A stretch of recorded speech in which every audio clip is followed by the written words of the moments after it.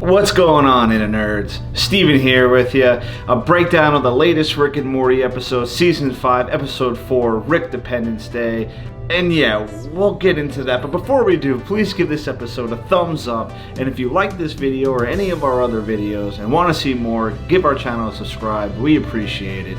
And of course, spoilers are ahead. Jumping right into it, the title Rick Dependence Day is an obvious nod to Roland Emmerich's 1996 film Independence Day, starring Will Smith and Jeff Goldblum, where aliens are invading Earth, and on July 4th, the world has to fight back for our independence.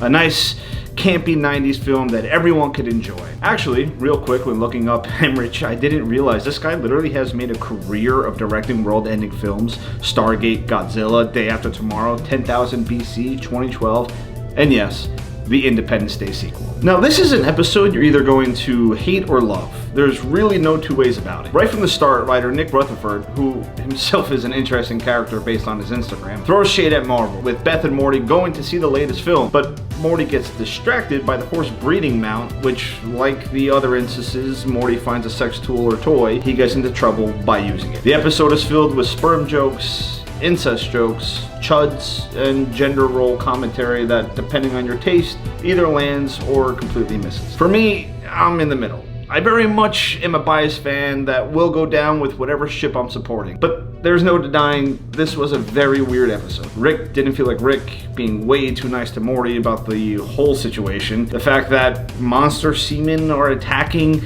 that they use Summer's egg to attract Morty's semen, to only have a 2001 Space Odyssey reference with the sexual baby as an astronaut is having a philosophical breakdown. Yeah.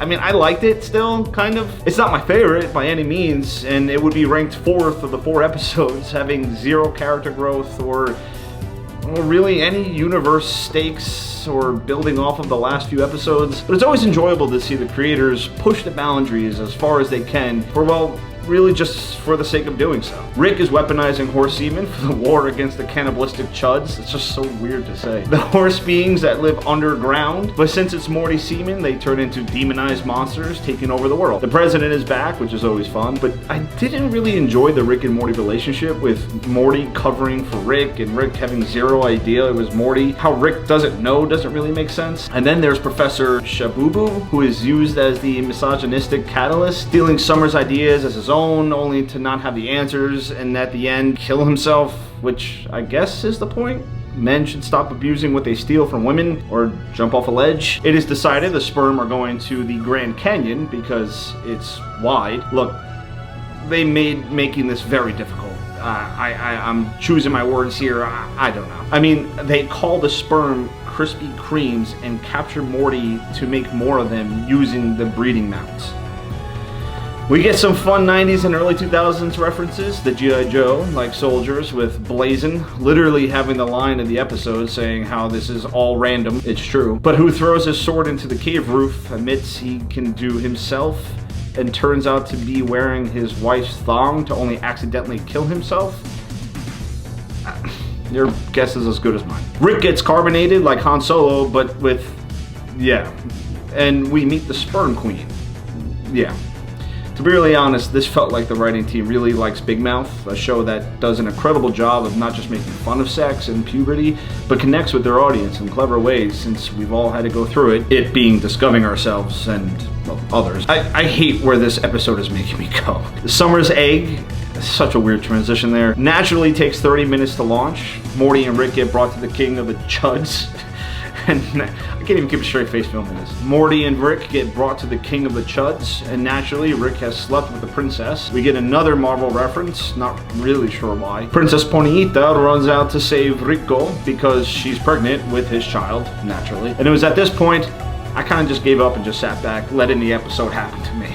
The amount of times the chuds say chud, sperm being sprayed onto the wall, blocking Summer's egg, our Lord of the Rings Two Towers reference with the wall blowing up and the chuds showing up like the elves or Rohan riders, all taking place in Vegas with the chuds and humans and Cirque du Soleil side winning by sending Sticky and the now impregnated egg into space. There were plenty of great one-liners in this that were really funny. You know, Rick falling over when carbonated to avoid Morty's eyeline. My favorite being when Summer's passed over for credit for her egg. Beth says, "Congratulations, you're now a woman," a reference to how women are often overlooked and mistreated in the workplace. But so much of this episode was just weird. Baby Rick digging into the ground and Rick pulling out a "that was easy" button, the Nancy Reagan line. Most of us watching the show were not really born then, so kind of over our heads. And then the big insensual baby at the end. I mean, look, I will ride with Rick and Morty to the very bitter end. It is hard to make a show, let alone a good one, and then even harder to make a great one. Rick and Morty is a great show. They have changed the industry, have created a culture, and I truly believe there are great episodes still to come. Their writing staff has been hired to essentially guide the MCU through Phase 4 in the multiverse. Both Harmon and Roland have new shows, and all 3 episodes of this season have been, in my opinion, really, really good, with episode 1 being up there as one of my new favorites. I just was not on the ride for this one. I don't even know if YouTube is going to be okay with me saying sperm, chud, or incest baby this much. The part that really gets me is, what does this do for the characters?